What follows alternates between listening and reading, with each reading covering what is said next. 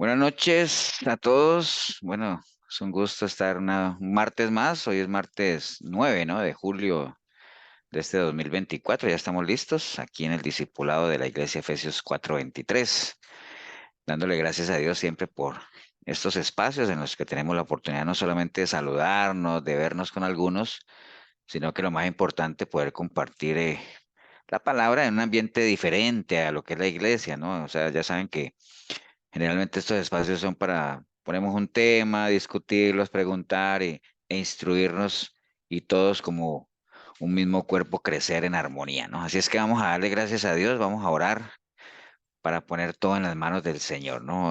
¿Alguno que quiera orar?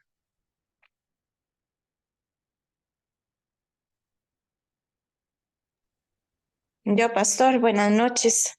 Eso, Shirley. Buenas Padre, noches. Padre Santo, te damos gracias por este espacio que tenemos como iglesia, por los pastores que dedican su tiempo, por este espacio de edificación para aprender más de ti, Señor. Alumbra nuestro entendimiento, danos discernimiento para comprender la palabra que traes para nosotros esta noche. Te pedimos por todos los hermanos para que todos podamos entender y aplicar la palabra, que no seamos solos oidores, sino también hacedores. Y ponemos en tus manos este espacio para que podamos aprender más de ti. Amén.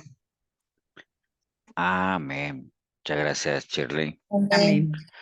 Bien, vamos a arrancar entonces. Hoy les traigo un tema que, bueno, todos los temas obviamente son importantes, como lo decimos los domingos, los martes.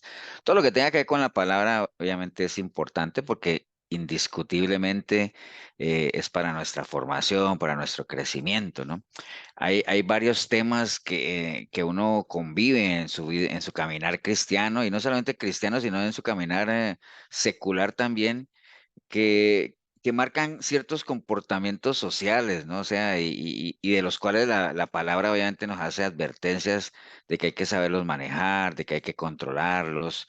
eh, Muchos de ellos los hemos visto ya en la palabra cuando advierte las famosas listas de aquellos que no van a entrar al reino de los cielos, los que son orgullosos, los que mentirosos, calumniadores, fornicarios. Bueno, cada uno de esas características es un tema que uno podría desarrollar y saber qué es lo que la palabra habla sobre ese tema, ¿no? Yo quería traer un tema hoy que la palabra también nos advierte, que hace, y bueno, ahorita voy a compartirles la pantalla de una vez para que vayamos desarrollando el tema, ¿no? Ustedes me dicen si ven mi pantalla. ¿Sí la ven? Sí, Sí, Señor. Ok, vamos a hablar de lo que la palabra habla como la vanagloria, ¿no? O sea, ya saben que algunos pueden que sepan qué es la vanagloria, otros pueden que no, pero ahorita lo vamos a desarrollar. Antes de entrar al tema de la vanagloria, les decía ahorita que hay muchos temas en los cuales la palabra nos advierte, ¿no? O sea, la Biblia está llena de advertencias, o sea, ahora, ¿qué es una advertencia? Pues una advertencia es el acto de advertir. ¿Y qué es advertir? Advertir es llamar la atención sobre algo, ¿no? Aconsejar, prevenir, ¿no? Generalmente uno advierte a alguien sobre algo que le puede suceder, un consejo que le da, llamarle la atención, ponerlo en sobreaviso de algo. Todo eso tiene que ver con las advertencias. Ya hemos leído muchísimas advertencias que hay en la palabra. Acuerde que la palabra contiene advertencias, algunas son sobre pecados, otras son sobre falsas enseñanzas, etcétera. Al final nos alertan sobre estrategias del enemigo, señales sobre el fin de los tiempos. La idea siempre de las advertencias es que estemos atentos, ¿no? O sea, digamos que no bajemos la guardia como tal. Al final nosotros las advertencias podríamos agruparlas en dos, pues en dos categorías principales, algunas que tienen que ver con temas salvíficos, o sea, con temas de salvación. Por ejemplo, en temas de salvación, ¿cuáles temas, digámoslo, salvíficos podrían caer ahí en lo que nos advierte la Biblia? Yo ya arriba ya mencionamos algunos como el pecado, ¿no? Y las falsas doctrinas. ¿Qué otros temas sobre la salvación creen ustedes que menciona la palabra o que nos advierte? como la apostasía, pastor. Ujú. La apostasía, sí, que tiene que ver con que uno, si uno cae en apostasía, se pierde. Digamos, yo les hablé ahorita de pecado y ligado al pecado, ¿qué advertencia también hay, por ejemplo, ligado al pecado?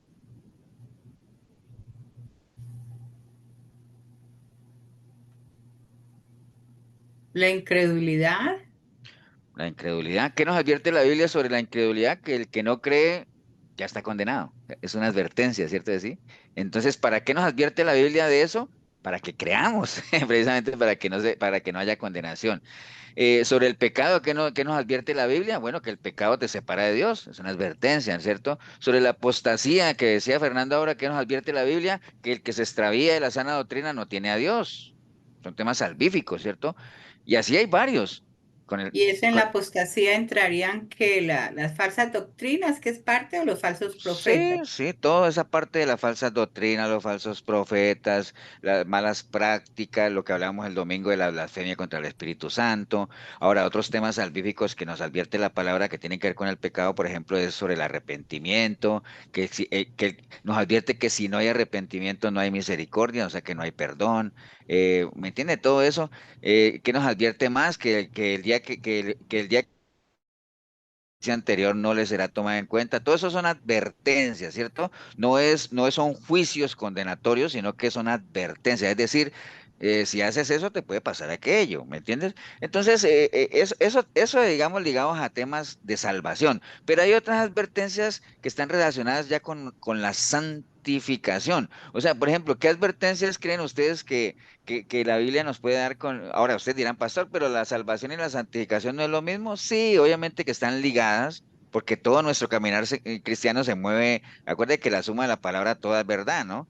Pero hay temas que son salvíficos, como ese de pecar, y hay temas que tienen que ver con la santidad, con el caminar cristiano, cuando uno habla del caminar cristiano, ya estamos hablando del convivir con los demás, ¿cierto que sí?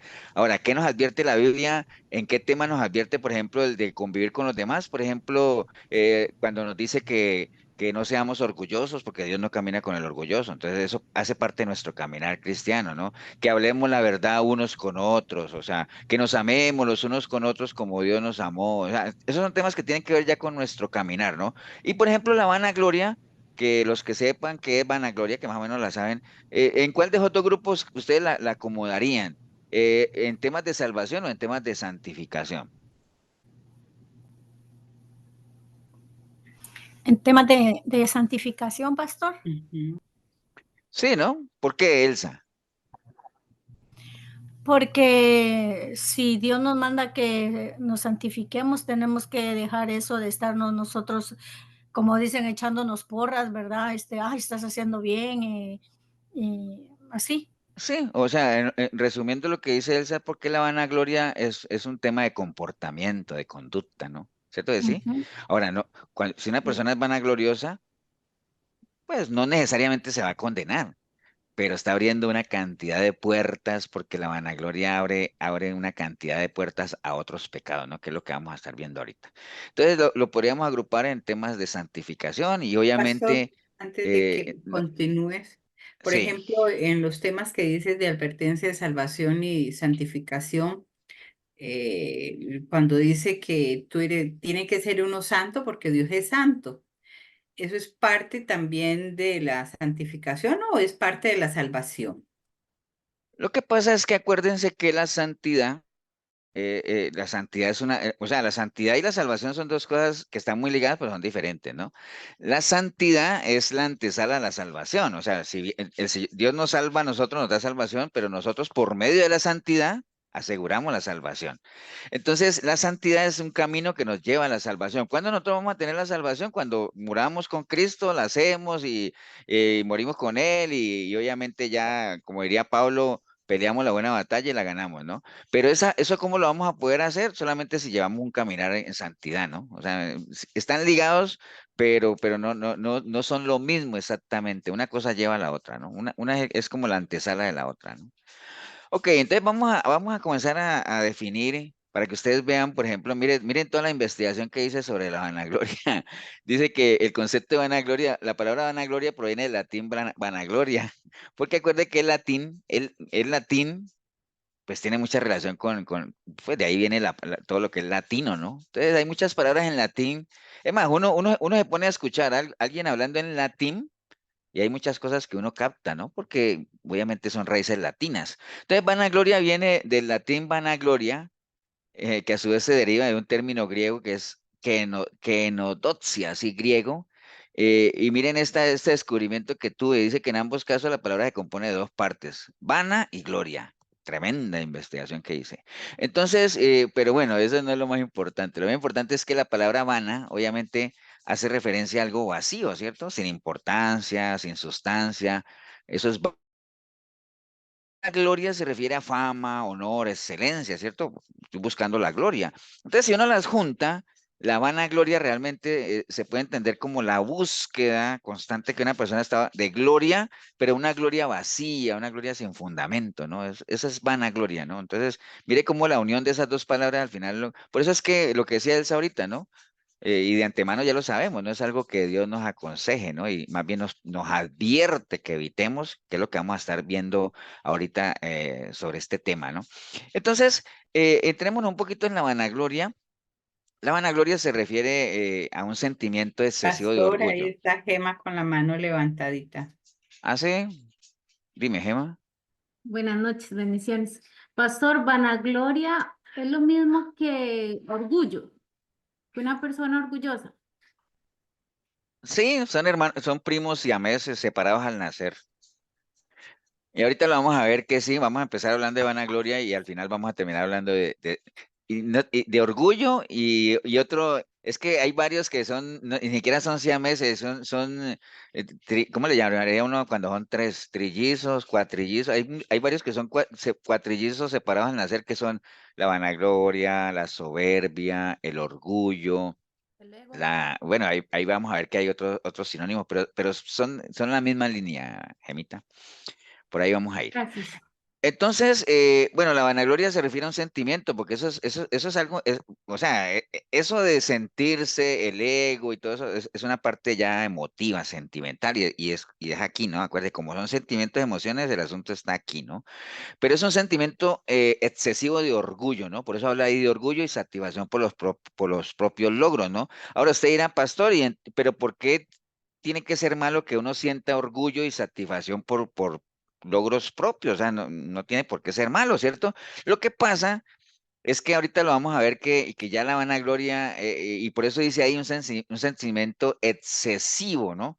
Porque si bien es bueno que uno esté orgulloso. Acuerde que hay orgullo santo, ¿no? O sea, el mismo Dios Padre estaba orgulloso del Hijo y decía, este es mi Hijo, del cual yo siento complacencia o del cual yo me siento orgulloso, ¿cierto que sí? Entonces, hay un orgullo que es bueno, pero cuando hay ese sentimiento excesivo ya y que además viene acompañado de una actitud de superioridad, ya a eso se le conoce como vanagloria, ¿no? Es una forma de autoengaño, obviamente, porque, y ahorita vamos a ver que la palabra lo advierte. De hecho, en estos días hicimos una prédica en la iglesia que hablaba de engañarse a uno mismo, ¿acuerdan? Y utilizamos un versículo que dice que el que se cree ser algo sin serlo, a sí mismo se engaña. Ese fue el versículo que sirvió para esa prédica y creo que por aquí lo mencionamos en algún momento. Pero es una forma de autoengaño, ¿no? O sea, que lo lleva a uno a exagerarse, ¿no? Y esa exageración excesiva de creerse uno superior a los demás, pues obviamente lo lleva a uno a todo lo contrario que tiene que ver con la vanagloria o la soberbia o el orgullo que menciona Gemma, que es la falta de humildad precisamente, ¿no? Y ya sabemos que la falta de humildad, Pastor, pues es una algo consulta. que, sí, Una consulta. Esto no tiene que, bueno, no sé, como idolatría hacia uno mismo. sí, sí, sí, por ahí vamos Ujú. a, a definirlo también. ¿Alguien sabe cómo se llama cuando uno digamos, usando el término que usó Chile, se idolatra a uno mismo en exceso? ¿Saben cómo se llama eso? Egocentrismo, ¿no? Egocentrismo, exacto. Sí, eso, que no, que volvemos a caer en lo mismo, ¿no? Dice, pastor, pero uno no se debe amar a uno mismo. Sí, porque la Biblia dice hay que amar a Dios sobre todas las cosas y amarse a uno, amar a los demás como uno mismo. Sí, mismo. Porque si uno no se ama a uno mismo, ¿quién más lo va a amar? ¿Cierto? Sí, uno se debe amar a uno mismo, pero acuerden que eso es un amor ya excesivo, ¿no? Entonces es tanto amor a uno mismo que ya uno se cree ya que puede mirar a los demás por encima del hombro, cosas de esas, ¿no? O sea, con una actitud ya de desprecio, ¿no? Pero sí, sí, tiene que ver con eso también en Chile. Entonces, bueno, la vanagloria es un estado emocional, como les dije, eso es como involucra sentimientos, y aquí está lo que tal vez decía Chile, ¿no? En el cual una persona se enorgullece de sí misma pero de una manera excesiva y desproporcionada, ¿no? O sea, ya el asunto se sale de los límites como tal. Y les decía, por eso lo puse ahí en verde, que aunque puede que nazca o puede que la raíz haya sido una autoestima saludable, que uno haya empezado de pronto de una manera sana, teniendo una buena autoestima, eh, pero ya cuando uno cae en estos estados de vanagloria tiende a cruzar ya a la línea muy delgada que haya hacia la arrogancia como tal, ¿no? Que ese es otro primo hermano de toda esta familia de cosas que la Biblia nos advierte, ¿no? Empieza uno hablando de vanagloria, por ahí mete un orgullo excesivo, y ya uno va cayendo en la arrogancia, que la arrogancia también tiene que ir por ahí, ¿no? Es como esa exageración de superioridad de una persona hacia las demás, ¿no?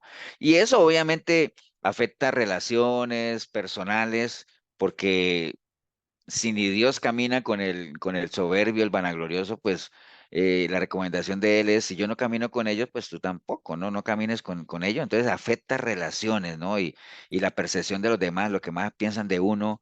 La gente cuando sabe que alguien es muy vanaglorioso, muy arrogante, pues uno tiende a evitar ese tipo de personas y ¿para qué, no? Porque más bien es lo que lo contaminan a uno con su manera de ser. Entonces, el concepto de vanagloria, como les decía, eh, tiene una relación cercana con el asunto ya de entre lo que es la autoconfianza y la arrogancia, ¿no? O sea, eh, resumámoslo en eso, es básicamente llevar esos sentimientos de autoestima, de orgullo propio, pero llevarlos a extremos que pueden resultar ser muy perjudiciales como tal. Y bueno, viendo algunos de los pasajes que la Biblia nos muestra ligados con este tema, por ejemplo, en Filipenses 2:3, que Pablo le está hablando a la iglesia, acuerden que en la carta de Filipenses hay muchos consejos hacia la iglesia como tal, ¿no? Y él nos insta, digamos, como iglesia, como Pastor personas. Sí, William, estás en la manito levantada. dime, William, tienes que abrir el micrófono, William, está cerrado. ¿Ya aprendiste a abrirlo? Busca un microfonito y lo tienes que abrir. Y lo chequea, lo toca. Sí, hay un microfonito que te sale con una rayita como tachándolo, tienes que hundirlo para que... Es que le cuesta la parte del micrófono. ¿Lo encontraste o no lo encontraste? Ahí en el teléfono, Al lado izquierdo suyo. Dos, bueno, ábralo. ahorita cuando lo Ok. puedas abrir me avisas O que escriba, que escriba en el chat. bueno, si puedes escribir en el chat. Bueno, entonces, mientras William abre el micrófono o escribe en el chat, en Filipenses 2:3, Pablo le está hablando a la iglesia e insta a la iglesia, obviamente acuerde que todos esos consejos son válidos para nosotros, y él dice que no debemos hacer nada por rivalidad o por vanagloria, ¿no? O sea, y él menciona la palabra vanagloria, sino que con humildad. Y miren que siempre el antídoto, el contrapeso de todo lo que son estos sentimientos, estas emociones de orgullo, soberbia y todo, es la humildad, ¿no? Ya todos sabemos que es la humildad. La humildad es esa capacidad que uno puede desarrollar de poder ser trabajado, ¿no? Tierra laborable, esa capacidad que tiene la gente de esa disposición a aprender, a ser instruido, o si uno es ya a un nivel un poquito más arriba, esa disposición que puede tener uno a enseñar, ¿no? A compartir conocimiento, todo eso se llama humildad. Entonces, el consejo es no hagan cosas por rivalidad ni vanagloria, sino con humildad, y cada uno considere a los demás como más importante que uno mismo, ¿no? Entonces, eso es a veces lo que, de las cosas que más cuestan, ¿no? Ahorita, sobre todo en estos tiempos modernos, en temas doctrinales y en temas de iglesia, se ha venido desarrollando una especie de rivalidad que el mismo Pablo le decía a Timoteo, no caigas en eso, ¿no? No te pongas en eso, eso en nada instruye, en nada contribuye, ¿no? Entonces, más bien considera a los demás como si fueran mejor, superiores a ti, ¿no? Y verás que de esa manera uno crece más, ¿no? Entonces se nos recuerda la importancia, Pablo, ahí por medio de este pasaje de la humildad y de tener una actitud desinteresada, ¿no? O sea, sin esperar nada a cambio con la demás gente, ¿no? En el Nuevo Testamento, nuestro Señor Jesucristo también se refiere en contra de la vanagloria, allá en Mateo 6:1, cuando él dice, guardaos de hacer vuestra justicia delante de los hombres para ser vistos de ellos, ¿no? De otra manera no tendréis recompensa de vuestro Padre que está en los cielos. Cuando pues des limosna, no hagas tocar trompeta delante de ti, como hacen los hipócritas en las sinagogas y en las calles para ser honrados por los hombres. De cierto os digo que ya tienen su recompensa. Entonces, ¿qué nos está advirtiendo nuestro Señor Jesucristo ahí?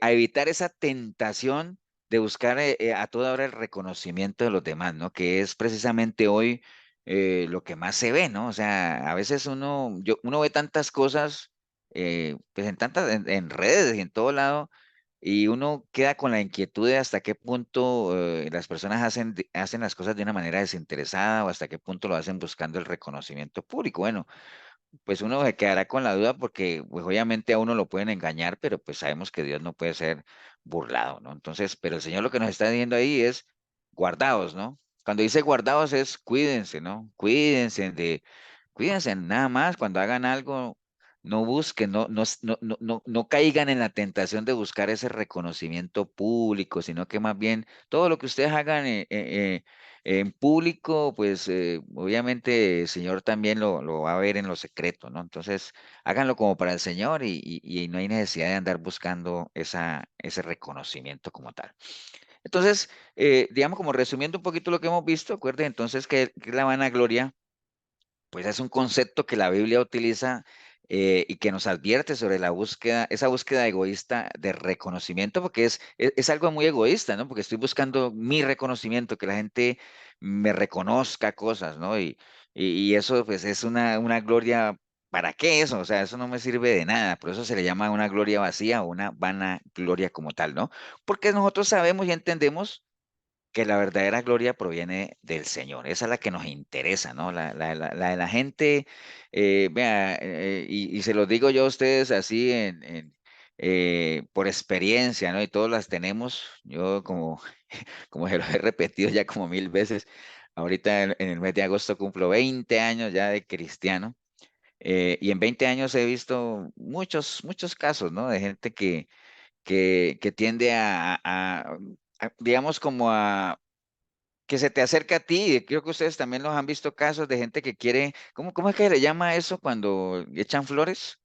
O cuando presume o que uno puede intuir o creer que hay una amistad sincera o que hay sentimientos sanos y todo eso y al final resultan ser cosas efímeras, ¿no?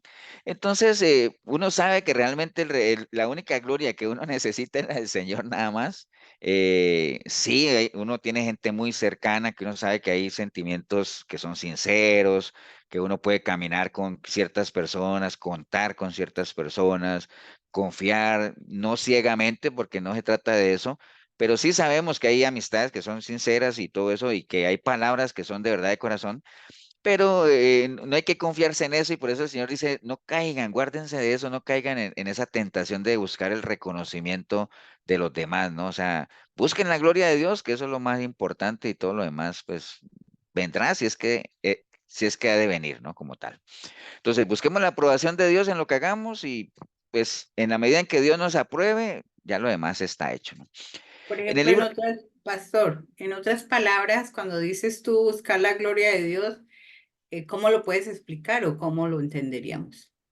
pues o sea, lo que pasa es que, digamos, cuando uno busca la gloria de Dios, acuerden que es la gloria, ¿no? Acuerden que les voy a volver a poner la definición de lo que es gloria para entender un poquito lo que sea Milena ahorita.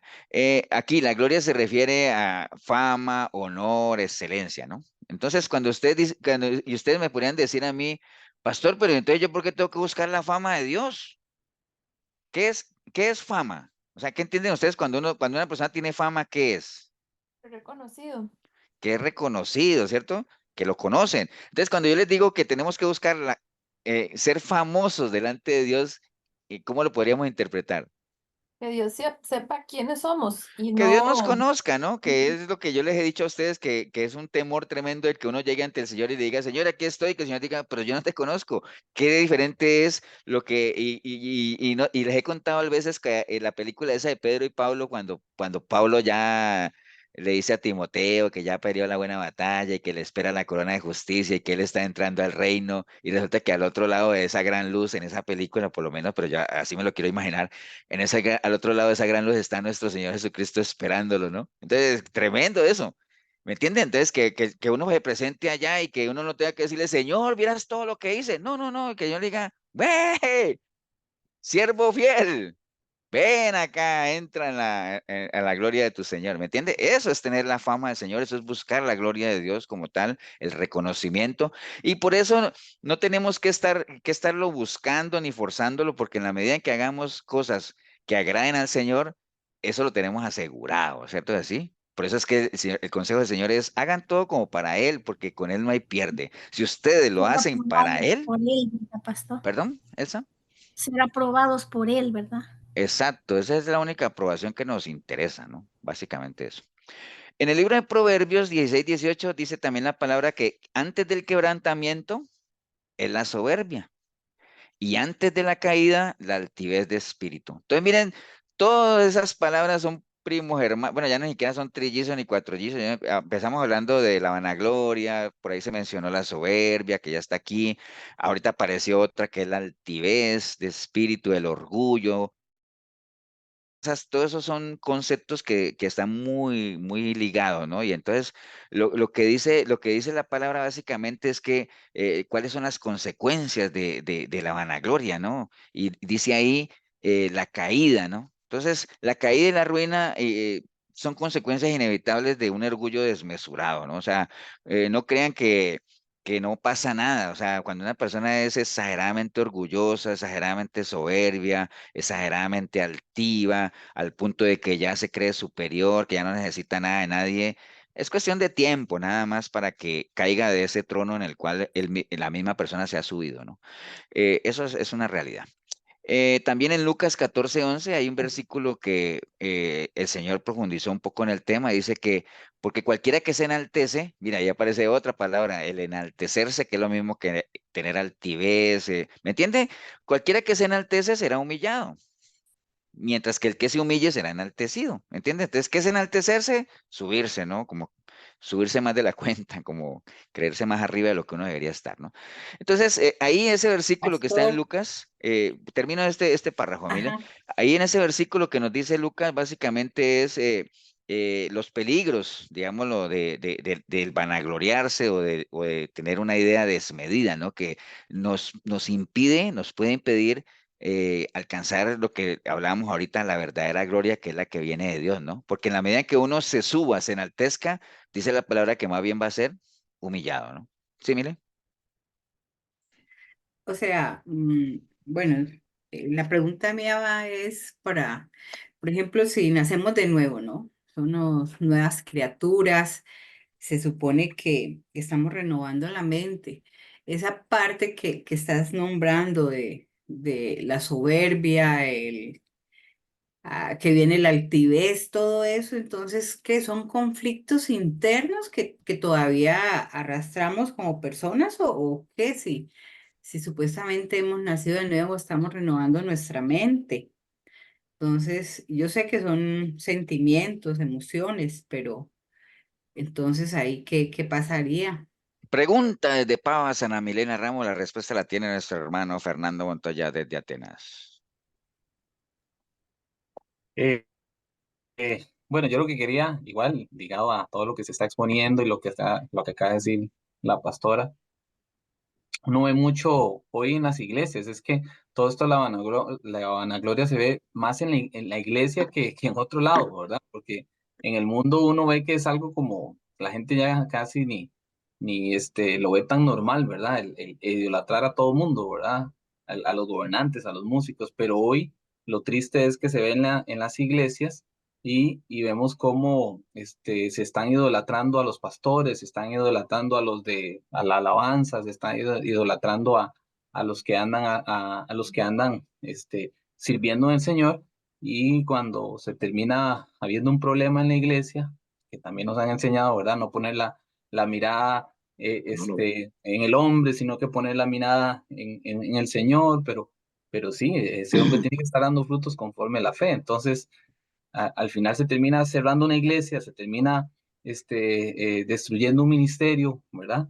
Y la gente sigue ahí, ¿verdad? Todavía en esa vanagloria, detrás de los pastores, de la iglesia donde yo estuve o donde me fui, ¿verdad? Y hay gente que dice, mira, es que me fui, pero no me dieron la bendición. Entonces es muy triste ver cómo se ve tanto en la iglesia, pero sí entender que es parte de lo que el Señor también nos dice, ¿verdad? Que es parte de lo que los cristianos tenemos que vivir y es de lo que tenemos que también discernir, ¿verdad? Cuando estamos bien en el Señor o cuando nos estamos dejando llevar, ¿verdad? Por emociones y no por principios, ¿verdad? Ya le Pero bueno, contestamos a Milena. William, háblanos, William, a ver si ahora te escuchamos. Pastor, ¿me escucha? Eso, ahora sí. Ahora sí. Sí, señor. Pastor, hay muchos ejemplos también, como decir, que se da mucho, digámosle, en el área de lo que son los apóstoles, el título de apóstol en un pastor. Ujú. Ese título, a veces, si la persona no se le asienta a- al pastor directamente, como que lo reprenden a uno y es una falta de educación no llamarlo así. No Sí, sé sí, hasta sí. dónde. Esa es la realidad de la iglesia. Es lo que decía Fernando, William, de que hoy en Mm, día dentro de las iglesias, eh, pues todos estos temas de la vanagloria, la soberbia, o sea, es pan de cada día, ¿no? O sea, y tal vez aprovechando eso para contestarle a Milena, que ella decía que si se supone que una persona nace de nuevo y está renovando la mente, ¿de dónde acá, tratando de entender la pregunta de Milena, de dónde acá surgen todo este tipo de actitudes o emociones o sentimientos de superioridad y todo eso? Y si se supone que la gente está precisamente más bien en un proceso de restauración, ¿no? Bueno, no olvidemos que el primer gran soberbio del que conocemos, ¿no? ¿Quién fue el primer gran soberbio? Satanás. Satanás. Satanás, y Satanás era alguien muy cercano a Dios, o sea, ¿me entiende? Entonces, ¿por qué se da eso, Mile, en gente que se supone porque la soberbia y todo este asunto de la vanagloria generalmente se da en personas que tienen, pues, que comienzan a adquirir cierto grado de conocimiento y entonces eso va envaneciendo sus corazones y se van creyendo que son como al mejor estilo de los fariseos, decir, pero qué, yo acaso vas a decir que yo estoy ciego, pero qué, vas a decir que yo esclavo de qué si yo soy descendiente de Abraham, ¿me entiendes? Entonces la gente comienza a adquirir cierta responsabilidad por el mismo conocimiento que va adquiriendo, pero ese conocimiento que va adquiriendo, más bien lo que pasa es que va envaneciendo sus corazones y ahorita lo vamos a ver de que hay una crítica de afuera hacia los cristianos propiamente y tal vez se los adelanto de que la imagen que tenemos los cristianos muchas veces hacia la gente de afuera que no son cristianos es que los cristianos son muy vanagloriosos, ¿me entienden? Y se los adelanto en qué línea, en que no todos, pero que la gran mayoría de los cristianos se creen más que los demás, ¿no? ¿Me entienden? Cuando realmente nosotros estuvimos ya ahí. bueno, Entonces deberíamos de verlos no creyendo que somos más ni que tenemos una autoridad, digamos, como para, tal vez sí para corregirlo. Por eso es que la palabra dice que vosotros que sois espirituales, ¿qué? Restáurenlos con mansedumbre, con amor, pero nunca con vanagloria. Y hay gente que quiere restaurar a punta de vanagloria, a punta de soberbia, ¿no? Entonces, pero bueno, vamos a ver si llegamos allá. Entonces, bueno, decía obviamente que el enaltecerse es un peligro. ¿Por qué? Porque puede ser un obstáculo tremendo para que alcancemos eso que queremos del Señor, que es la verdadera gloria, ¿no? En las cartas de Pablo también, ¿no? Es un tema que se toca en toda la palabra Porque, por ejemplo, en Gálatas 5:26 dice Pablo a la iglesia ya de Gálatas, me acuerdo que ya le había hablado a la iglesia de Filipenses, pero ahorita le está diciendo a la gente de Gálatas, no nos hagamos vanagloriosos, les decía él, irritándonos unos a otros y envidiándonos unos a otros. Entonces, por ejemplo, algo que puede surgir ahí, contestando lo que decía Milena ahorita, es, ¿por qué surgen esos? Precisamente por lo que Pablo está diciendo ahí, ¿no? En el momento en que ya comienza la gente a crear ciertas envidias, uy, es que se sabe más que yo, y ¿me entienden? Acuérdense de lo que alguna vez hemos comentado en la iglesia, que lo peor que uno puede hacer es compararse con alguien, ¿no? Uno no debería estarse comparando con nadie porque siempre va a haber alguien que sabe más que uno. Siempre va a Pastor, haber un matrimonio mejor que el de uno. Siempre va a haber alguien que tiene un carro mejor que el de uno. Entonces, ¿para qué se compara uno con la gente? O sea, por eso dice, no, usted disfrute lo que usted tiene. ¿Me entiende? Entonces, por eso Pablo dice ahí, mucho cuidado de hacerse vanagloriosos, y porque si ustedes llegan a caer en eso, van a empezar a irritarse unos a otros, porque si hay algo que irrite es la vanagloria, ¿me entiende? Porque o díganme ustedes si no hay alguien que caiga bien mal como aquel que se cree más que los demás. O sea, eso en las toldas cristianas, obviamente fuera en el mundo, pues allá sí hay una competencia a ver quién es más vanaglorioso que el otro, ¿no? Pero dentro de lo que son las toldas cristianas, en un cristianismo sano, una persona vanagloriosa irrita, ¿no? Irrita realmente, y caen en envidias y todo eso, ¿no? Entonces está lo que está mencionando Pablo ahí es que ya esas actitudes vanagloriosas están muy directamente relacionadas ya con comportamientos, con conductas negativas como tal, y si hay irritación, si hay envidia, pues por ahí van surgiendo sentimientos de ira, bueno, cosas de esas, y ustedes saben que esos son fertilizantes que nutren la tierra de una serie de pecados como tal, ¿no? Entonces, ahí ya podríamos hablar de raíces de amargura, bueno, tantas cosas que se desprenden de ahí, ¿no? Entonces, la pastor. vanagloria, no solo... Elsa quiere hacer una pregunta. Sí, Elsa. Sí, yo también me pregunté una vez que si no había un poquito de vanagloria en Pablo cuando dice él, sed imitadores de mí como yo de Cristo. Pues, o sea, lo que pasa, Elsa, es que, como hablábamos ahorita, no es tanto ahora, puede que sí, ¿me entiendes? ¿Por qué la vanagloria? Pues no digamos que sea una vanagloria, sino que él se está gloriando en sí mismo. Pero, por ejemplo, y adelantándome a un versículo que está más adelante, es que la palabra dice que, y está casi que al final, pero la adelanto de una vez ya que lo mencionaste, es que la misma palabra dice que no se alabe el sabio de su sabiduría, ni el rico en su riqueza, ni el fuerte en su valentía, porque si en algo se quiere alguien gloriar, gloríese en que conoce al Señor. Entonces, si Pablo conocía al Señor a tal punto de la calidad de siervo que sea, decir, él tenía de qué gloriarse, ¿me entiendes? En su relación con el Señor. Entonces, al punto de decirles a ellos, y más bien era como facilitándole las cosas, porque conociendo a la gente, decir, es que, ¿cómo voy a imitar yo al Señor, a Cristo? O sea, Él es Dios, no puedo. Entonces, bueno, entonces imítenme a mí, porque así como yo lo imito a Él, ¿no? Para que no tengan excusas. Entonces, sí había un orgullo en Él, pero un orgullo santo, ¿no? Un orgullo de decir, wow, me siento orgulloso de que soy un buen representante del Señor, o sea, que soy un obrero calificado, que yo no tengo, como los mismos consejos que él le daba a Timoteo, que soy alguien que no tengo nada de qué avergonzarme, ¿no? Que he peleado la buena batalla a pesar de que fui lo que fui, ¿no? Pero era un orgullo tal que sentía que no hay problema, o sea, si la misma Biblia lo dice, Elsa, si en algo te quieres gloriar, gloríate en el Señor. Y créeme que si tú te glorías en el Señor, siendo eso verdad, eso no es una vanagloria, porque no es una gloria vacía, más bien es una supergloria, ¿no? ¿Me entiendes? Pastor, Que Pastor, sí, y él también decía que él se vanagloriaba de su locura porque estaba conforme al Señor. sí, sí, sí. Entonces, ahí se confirma lo mismo, ¿no? De que si en algo se puede pastor, uno gloriar, gloríese en el Señor. Sí, Mari. también él se había despojado de todo el conocimiento y toda la sabiduría humana que él mismo dijo que lo había puesto por poco, ¿verdad? Eso que tú mencionas es clave, Mari. Gracias por acordarme de eso. Y uniéndolo con lo que decía Elsa. Él decía, mire, hay cosas de las cuales yo podía vanagloriarme, porque era fariseo, circuncidado, bueno, hebreo de hebreos, romano. Hay tantas cosas de las cuales yo podría gloriarme, pero yo sé que eso es una gloria vacía, es una vanagloria. Por eso más bien, lo que dice Mari, por eso más bien para mí eso es basura, porque eso no me interesa, eso es vanagloria. A mí esa gloria de esas cosas no me interesan, porque eso es vanagloria. Me interesa la gloria de mi Señor, porque esa sí es una super gloria, ¿no? Que es la que me llena, es la que me interesa. ¿Sí me entiende? Entonces, no era vanagloria lo que decía Pablo, era más bien un orgullo santo de sentirse un obrero totalmente aprobado por el Señor, ¿no?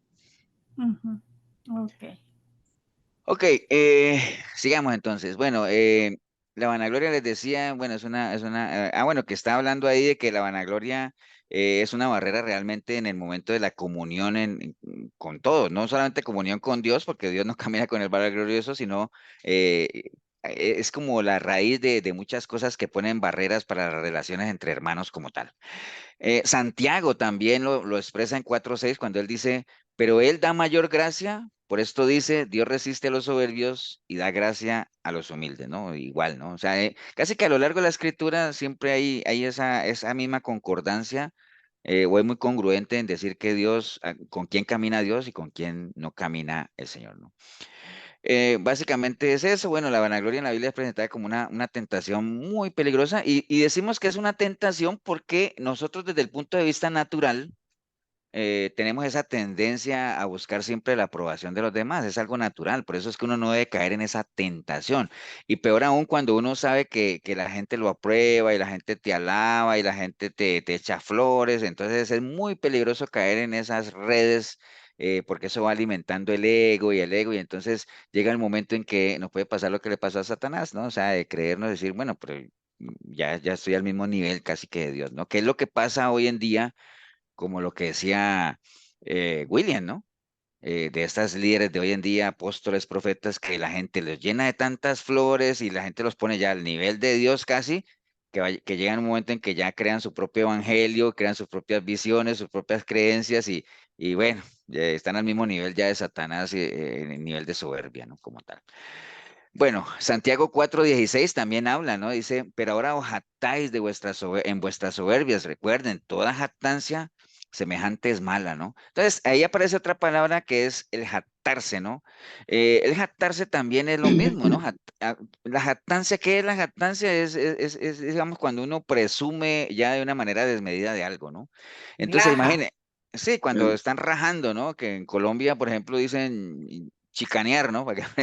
Una persona chicanera es una persona jactanciosa, o sea, que le gusta estar rajando, ¿no? ¿Me entiende? Entonces, eh, pero ¿cuál es la jactancia de la vida? Bueno, obviamente Santiago nos dice eso, pero este Santiago 4:16 que habla de que no se jacten en eso, es porque es una continuación de lo que él está hablando en el 4:14, por allá, cuando él habla de que dice que no sabéis lo que será mañana, porque qué es vuestra vida, ciertamente es neblina que se aparece por un poco de tiempo y luego se desvanece, ¿no? Entonces lo que está hablando Santiago ahí es, de qué nos sirve jactarnos? Ni de la vida, ni de nada, y mucho menos de nuestra soberbia, de nuestra vanagloria, ¿no? O sea, hay gente que se jacta de lo que presumen tener, y hay un dicho que dice que dígame de qué presumes y te diré de qué careces, ¿no? Por eso es que la mayoría de las veces, la mayoría de las cosas que uno ve que se publican en redes sociales, y uno aplica esa regla, o dígame, ¿quiénes de aquí no conocemos, por ejemplo, parejas que se presumen en redes sociales y realmente que no, que al interno de su relación no, las cosas no van tan bien como uno creería, ¿no? Entonces, y digo redes sociales porque es lo que se usa hoy en día, ¿no? Pero nos dice Santiago ahí, nos da el consejo, no, tengan cuidado de no jactarse tantas cosas porque ¿qué es nuestra vida? Nuestra vida es algo efímero. Nuestra vida es algo que hoy la tenemos, mañana no la vamos a tener como tal, ¿no? Entonces, todo lo que tenemos es temporal, es algo fugaz, como la neblina, que él pone el ejemplo muy claro en esos versículos como tal, ¿no? También Pablo a la iglesia de Corinto, en 1 Corintios 1:31 dice, para que como está escrito, el que se gloría, gloríese en el Señor, ¿no? O sea, que era lo que estamos hablando ahorita, de que es lo único en lo que uno debería gloriarse, ¿no? Y por eso es que ustedes recuerdan que hay un pasaje en la Biblia que dice que que lo vil y lo miserable escoge Dios y todo ese asunto para avergonzar a los fuertes, ¿no? Y que lo hace precisamente para que nadie se gloríe de nadie, ¿no? Entonces, nosotros no tendríamos de qué gloriarnos, ¿de qué? Si nosotros no somos nada, o sea, sin Dios no somos nada. De lo que sí podríamos medio gloriarnos es de que tenemos una relación con el Señor y más aún, como decía Pablo, gloriarse de que el Señor nos conozca, ¿no? De eso sí podríamos gloriarnos totalmente. Ahora depende de nosotros como tal. Entonces, en resumen, todo esto de la jactancia que hablaba Santiago allá, es una advertencia, como les dije yo ahorita, de muchas de las advertencias que hay contra la arrogancia, ¿no? Y un llamado. ¿Y por qué contra la arrogancia? Porque él de lo que está hablando es de que la gente dice, sí, que mañana hoy, que aquí, allá, pero ¿para qué nos atamos en eso si no sabemos qué va a pasar? Más bien uno debería decir, si Dios quiere, ¿no? Y es un llamado a eso, es una advertencia precisamente a que no hagamos eso, no caigamos en arrogancia, sino que reconozcamos que todo lo que hagamos dependemos totalmente del Señor, ¿no? Bueno, en Filipenses 2:3 que le leí ahorita que dice la palabra, no hagan nada por egoísmo o vanidad, sino con humildad, considerando a los demás como superiores a nosotros mismos. Que básicamente lo que está diciendo, completando un poquito lo que les comenté ahora, lo que Pablo le está diciendo a la iglesia es que, o sea, evitar esos comportamientos egoístas y vanidosos, ¿no? Y que más bien uno siempre las cosas que haga siempre sea pensando en los demás, ¿no? O sea, no quiere decir que uno se olvide de uno, o sea, porque cualquiera podría decir, pastor, y entonces me abandono a mí mismo por darme a los demás. No, no, porque acuérdate, el orden del Señor siempre es amar a Dios, amarse a uno mismo para poder amar a los demás, ¿no? Entonces hay que tener eso, pero nunca en esa triple ecuación, ¿no? Dios uno, los demás, ¿no?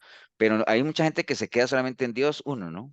Dios uno y a veces más uno que Dios, ¿no? Pero para los demás, nada, ¿no? Entonces, simplemente no hay que ser egoístas en esa parte, ¿no?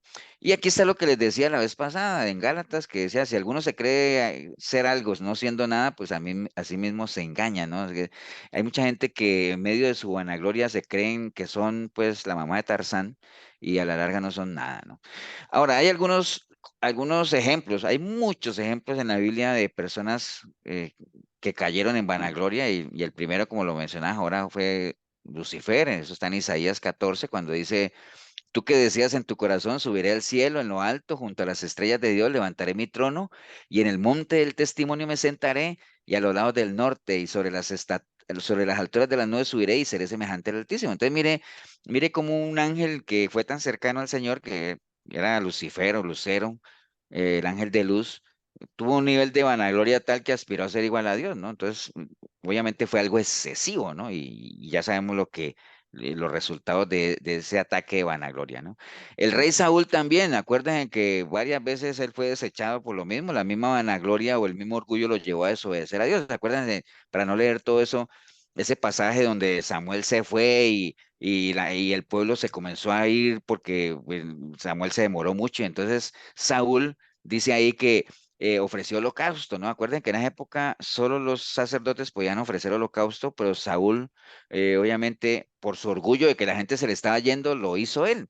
Cuando volvió Samuel, le dijo, locamente has hecho, no guardaste el mandamiento de Jehová, tu Dios, el que te había ordenado, pues ahora Jehová hubiera confirmado tu reino sobre Israel, mas ahora tu reino no será duradero, ¿no? Entonces, al final, entre tantas cosas porque si hay alguien que la misma soberbia lo llevó a desobedecer a Dios, fue Saúl, ¿no? Ahora, ¿por qué la soberbia lo lleva a desobedecer a uno Dios? Porque la misma soberbia, la altivez, la vanagloria, le genera a uno esa falsa idea de que uno realmente no necesita a Dios, ¿no? Como le pasó al buen Nabucodonosor, ¿no? Acuérdese, ¿no? ¿Se acuerdan de la historia de Nabucodonosor? Que tuvo unos sueños y vino Daniel y se los interpretó y todo ese asunto, y ya después él cayó en un estado de vanagloria también, porque dice la palabra en Daniel 4:1.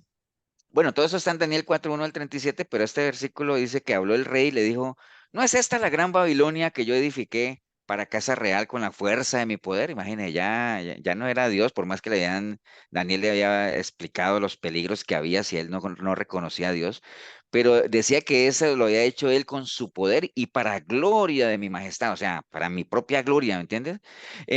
Aún estaba la palabra en la boca del rey cuando vino una voz del cielo. A ti se te dice, rey Nabucodonosor, el reino ha sido quitado de ti. Entonces, al final, se enorgulleció tanto y Dios lo humilló. ¿Ustedes saben quién me dice a mí qué le pasó a Nabucodonosor después de eso?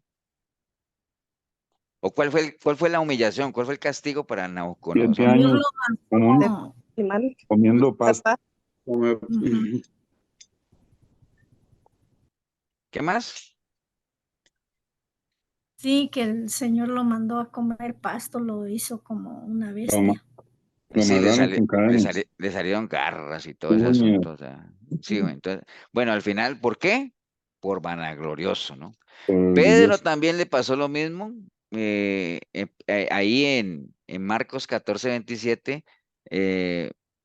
porque la vanagloria, acuérdense, todo lo que es la soberbia y todo eso lo lleva a uno a un exceso de confianza en uno mismo, ¿no? Entonces, acuérdense que dice el pasaje que entonces Jesús les dijo a todos, todos os escandalizaréis de mí esta noche, porque escrito está, heriré al pastor y las ovejas serán dispersas, pero después que haya resucitado iré delante de vosotros a Galilea. Entonces Pedro le dijo, aunque todos se escandalicen, yo no.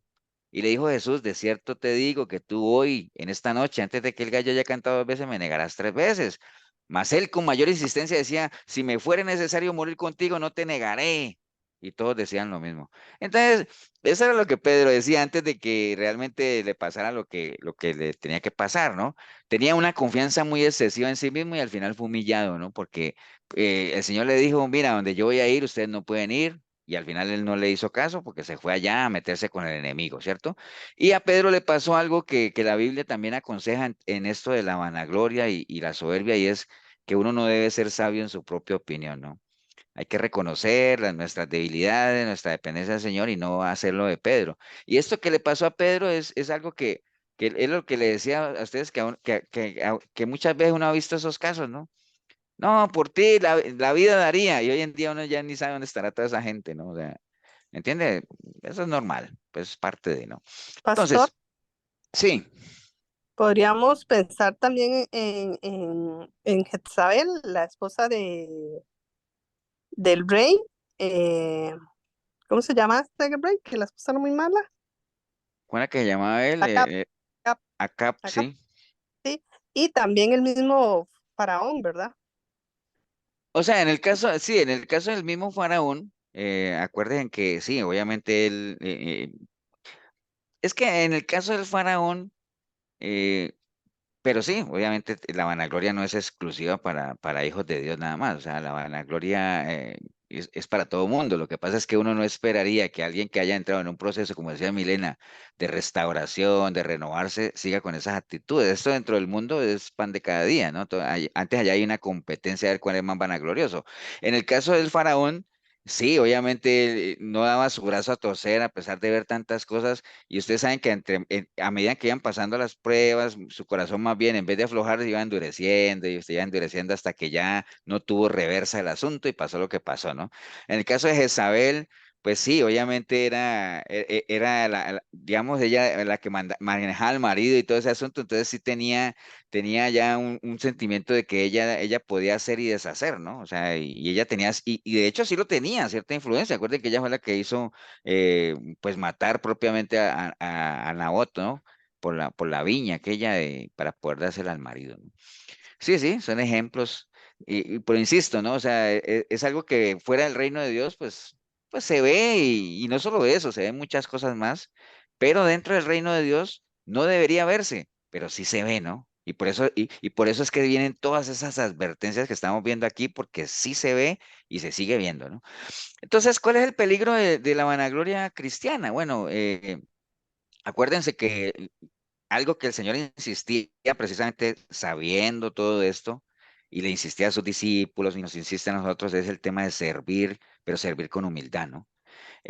Precisamente porque eso es lo que nos sirve a nosotros como un antídoto para no caer en vanagloria, el que uno se dé en servicio a los demás, ¿no? El que uno, acuérdate que dice, piensen en los demás como alguien superiores a ustedes, no sean ajenos, no sean insensibles a lo demás, que fue exactamente el ejemplo que el Señor nos dio, y era algo que Él insistía a servir. Recuerden cuando en un ataque de vanagloria, digámoslo así, que aquellos hijos de Zebedeo, ¿se acuerdan? Señor, que nosotros queremos que uno se siente a la derecha, otro a la izquierda, y dicen, no, hombre, ¿ustedes qué están pidiendo? O sea, pónganse a servir, ¿me entiende? ¿Quieren ser los más grandes en el reino? Sirvan, ¿no? O sea, y eso, y verán que eso les va a servir más que estar pensando en posiciones como tal.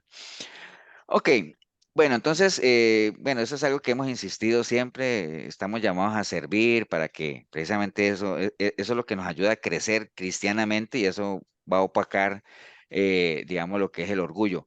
Acuerden lo que le pasó a Moisés, ¿no? Moisés salió de Egipto muy orgulloso, muy creyendo que era alguien y al final el Señor tuvo que trabajar con él 40 años en un desierto, pastoreando, humildad, humildad, humildad, hasta que ya se le bajaron esos humos y entonces ahí ya pudo pasar a una siguiente etapa con él, ¿no? Entonces, básicamente el servicio nos ayuda mucho en eso, ¿no? Entonces, bueno, es importante, obviamente, como les decía, y ese es el párrafo que está ahí, que en las toldas cristianas, digámoslo, mucha gente nos tiene a nosotros como personas vanagloriosas, ¿no? Precisamente por eso mismo, porque no todos, pero mucha gente cristiana se cree mejor que los demás, ¿no? Cuando nosotros también tenemos nuestras cosas, cada uno tiene su historia, ¿no? Como tal, pero generalmente hay muchas personas que tienden a señalar y acuérdense lo que siempre le han enseñado a uno, ¿no? Que cuando uno señala a alguien, pues uno tiene que saber que hay cuatro dedos que lo están señalando a uno, ¿no? Mientras uno está señalando al otro, hay cuatro dedos que lo señalan a uno, ¿no? Entonces, y hay un dedo para arriba que señala que hay un Dios que todo lo ve, ¿no? Entonces, pero hay mucha gente cristiana que eh, toma ese comportamiento de estar generalmente descalificando y no es que uno, y ustedes dirán, pastor, pero no que somos atalayas, sí, claro que somos atalayas, pero acuérdense, ¿no? Todo eso tiene que estar acompañado de mansedumbre, templanza, de amor, pero jamás de arrogancia, ¿no? O sea, no puede haber arrogancia ahí, ¿no? Y es algo que a veces desde afuera nos ven a los cristianos en esa pose, ¿no? De creer que somos intachables, que somos, bueno, obviamente estamos caminando cada día en un proceso de ir mejorando, de ir renovando y todo ese asunto, pero jamás creernos que somos superiores a los demás, ¿no? Entonces es importante recordar que esa no es la vanagloria que el Señor no, que esa no es lo que el Señor anhela de nosotros, ¿no? Esa no es la gloria que nosotros deberíamos buscar para nada, ¿no? Hay gente, obviamente, aquí como dice que hay cristianos que hablan abiertamente de la suerte, digamos, lo que tienen de estar tan cerca de Dios como si fueran parte de un club, ¿no? Hay gente que se cree que está o sea, que se cree que a comparación con otros está más cerca de Dios, y es lo que pasa con los pastores muchas veces, ¿no? Cuando a uno le pueden decir, pastor, ore por mí, usted que está más cerca de Dios, o sea, ¿me entienden? O sea, y hay pastores que les gusta eso, ¿no? O sea, ¿me entienden? En vez de enseñarle a la gente que oren, ora tú, que tú estás más cerca del Dios en el que tú tienes una relación que yo mismo, ¿no? Ora, pero hay pastores que no les gusta eso, sino que más bien alimentando su ego, su vanagloria, dicen, "No, listo, yo oro por ti porque Dios me habló y me dijo lo que tú tienes que hacer y Dios a mí me habla, a ti no, y ¿me entienden? Cosas de esas que alimentan egos, ¿no? Y vanaglorias que no tienen nada que ver y lo que hacen es generar una sensación de superioridad por encima de aquellos que a lo mejor no tienen una relación tan cercana con el Señor que podrían tenerla si es que uno los guía de una manera correcta y los motiva, los impulsa a que realmente dejen la simpleza y busquen fortalecer su relación con el Señor, ¿no? Entonces, otra forma de vanagloria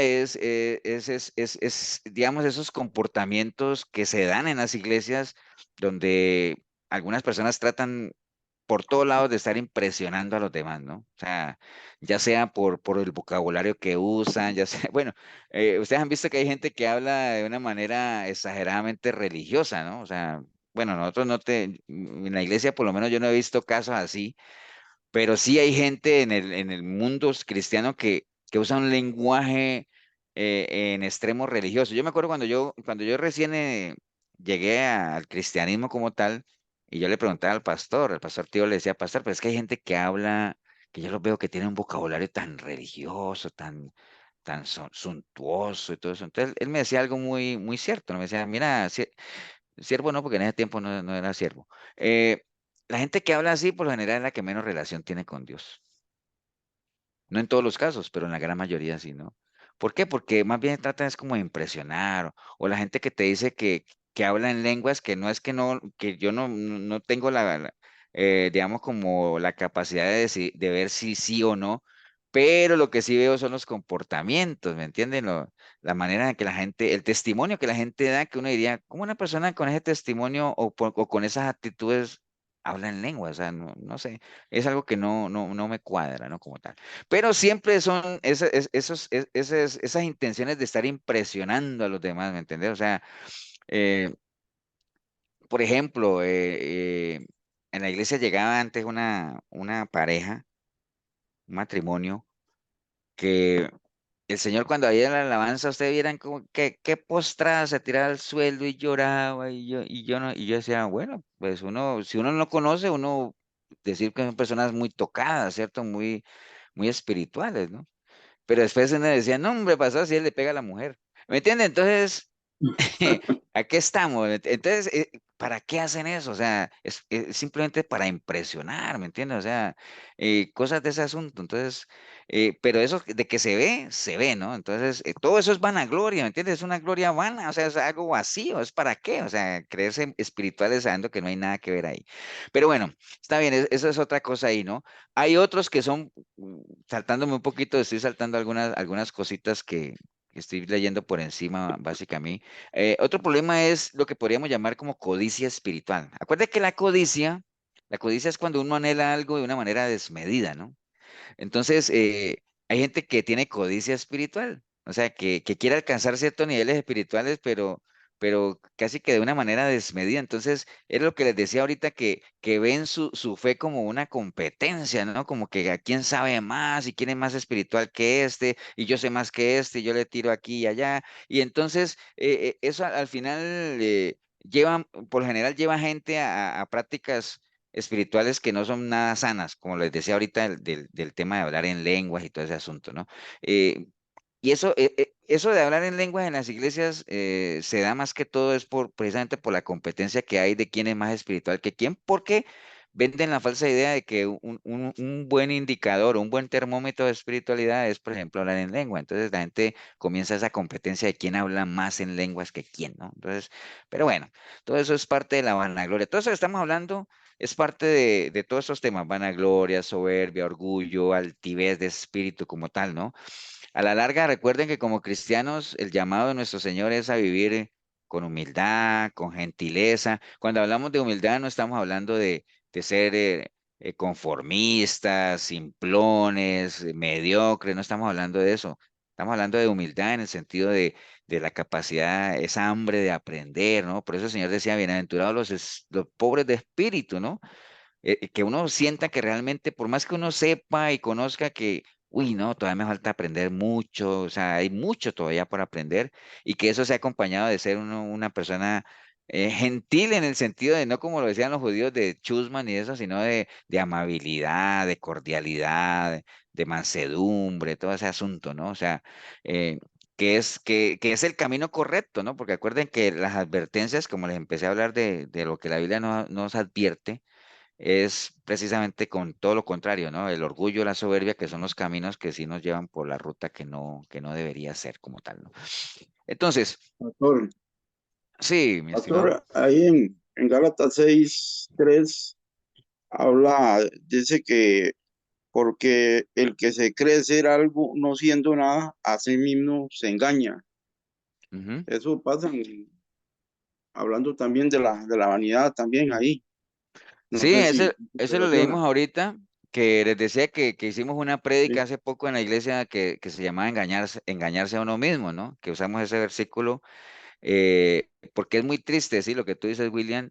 eh, Hay mucha gente que se cree cosas que no son, ¿no? Entonces, y se están engañando a sí mismo. Y cualquiera podría decir, pastor, pero y si la persona sí realmente es lo que se cree, bueno, si es lo que se cree, pues está bien, ¿no?